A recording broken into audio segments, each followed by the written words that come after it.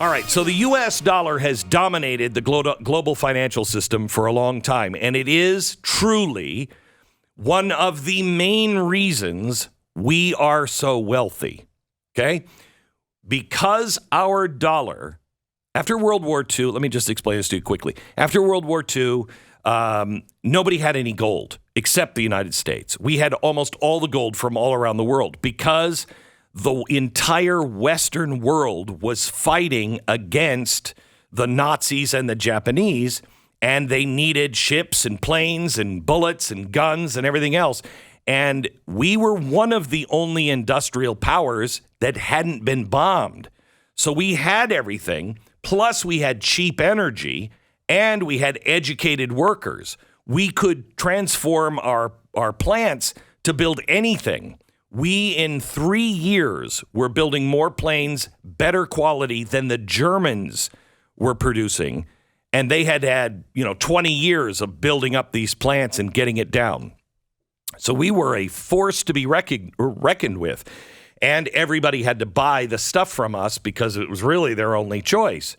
And they paid in gold.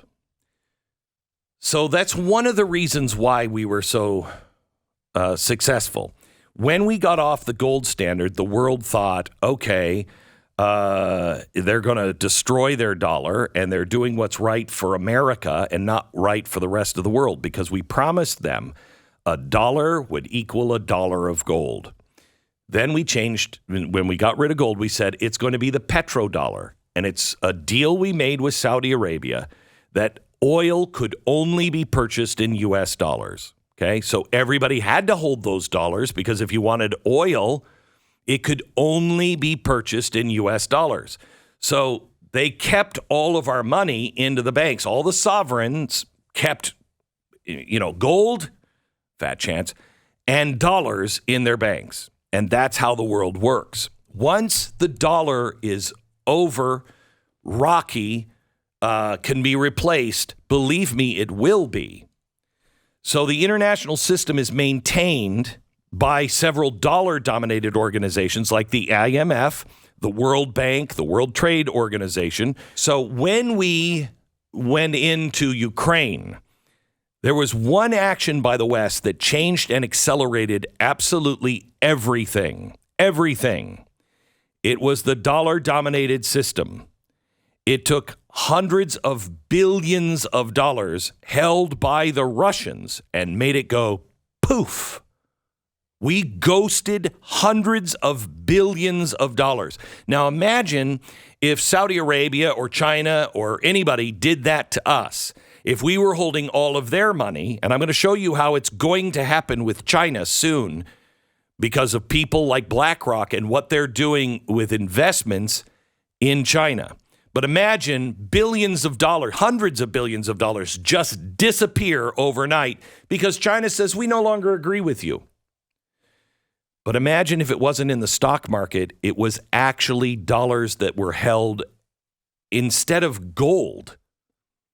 And the promise was it will always be worth the price of gold. So China, Russia, India, Saudi Arabia, remember, we don't have a gold-backed dollar. We now have a petrodollar. Saudi Arabia, part of it, they're like, you know what? I think we should get out of the dollar business. Well, that's easy to say, harder to do, okay? First, what they had to do was start to decouple from the entire thing. And the Axis powers already had this in works. Iran announced that they're now officially ditching the dollar in trade, and their growing ally now is Russia. They also announced similar trade plans with China, India, and Turkey. Iran, Russia, and Turkey.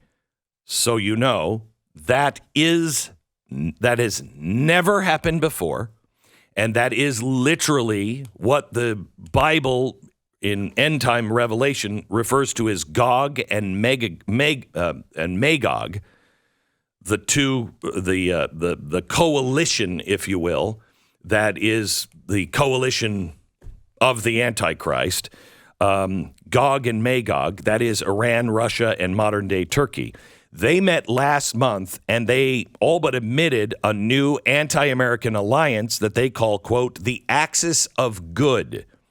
I would say it's the axis of evil.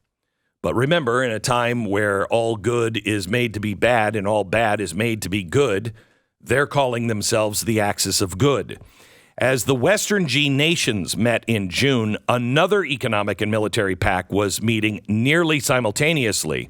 It was the BRICS summit that nobody strangely was really covering or paying attention to. BRICS is composed of BRIC, Brazil, Russia, India, China, and South Africa. It's just 5 countries, but the potential is massive. Each country has participation in their own individual trade blocks. For instance, Brazil is part of the South American Free Trade Area, which has 11 members. Russia is part of the European Economic Union, the trade area, with 8 members. India, South Asian Association for Regional Cooperation, 8 members. China has their own partnership with 15 members. South Africa has a trade agreement with 34 member states. Now, I point this out because this axis is a juggernaut. It could become a juggernaut and hostile to the U.S. dollar really fast. So at the beginning of the BRICS summit, President Xi was there, and he declared that the West was, quote, weaponizing the world's economy. We were. Everything we do, if you don't agree with what the West is saying, particularly America, we'll cut you off. Well, that's not really a stable system. So they got together in the BRICS, at the BRICS summit, they laid out 75 points. And here's what President Xi was saying. He urged people in the West to read it. Now, why would he do that? Because he wants you to know exactly what's coming. For the economic axis of evil or good to replace the dollar international system, they must first find a way to operate outside of the IMF, the World Bank, and the World Trade Organization. And the dollar is the last one. The IMF, International Monetary Fund, and the World Bank. These are the ones that, kind of settle debts and work together and decide who's going to, get some bailouts, who's not. The WTO is the Western Trade Agreement, and then the dollar is the one that everybody uses. Points 37 and 38 are about, quote, enhancing cooperation on supply chains between BRICS countries and their partners, and it goes into specifics. But it's clear what this is about. They're going to replace the World Trade Organization. Point 39 talks about a, quote, new development bank that has just been opened in Shanghai. That's their solution to both the World Bank and the IMF. Point 49 talks about the new intra-BRICS trade system that can make transactions within their group. What does that mean? Do you remember when we kicked the world off of SWIFT? We'll get them now. They won't be able to make transactions because we're the only one with a system that can make those interbank and intercountry transactions. We're going to kick them off of SWIFT. There's a new intra-BRICS trade system that will do what SWIFT used to do. The last thing is to ditch the dollar, and they can completely circumvent Western sanctions. But it also will mean that half the world will dump their dollars. You think there's inflation now? Wait until half of the countries of the world no longer need to use the dollar, no longer believe it's worth its weight in gold, and just dump them. Putin said directly, right out in the open during the BRICS summit, they are telling us what they're going to do. They are urging us to pay attention. And we are so arrogant that we are not taking it seriously. Everything I pointed out to all of those friends and economists that I've talked to over the last 20 years, that the dollar is going to be dethroned. And they said, no, because there's no other system. You don't understand. And I said, I understand the free market and humans enough to know there's a point of no return where people say, you know what? It's not worth it. Let's build something else and then clobber the dollar. That will never happen. Well, I've lived in a point of history where I've seen too many things that cannot happen. By the way, if you have to live under this system, which we will, all of this goes through, I want you to know this. Brazil is the world's second largest soy producer. Russia is the largest wheat producer. South Africa is top 10 in corn.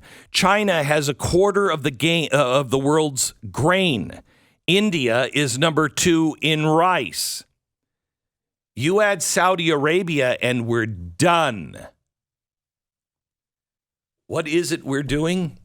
We should be reinforcing. We should be unleashing our energy producers. We should be unleashing our farmers. There's new stories out today that 75% of the farmers and ranchers either sold off a good portion of their cattle for slaughter, and if they were growing crops, a third of it they plowed under. We should be going the opposite direction. We are regulating and squeezing our own people and then pissing off the rest of the world. Prepare for impact because it will come. It's not a conspiracy theory. It is not insane. Russia and China are doing it now. Prepare yourself.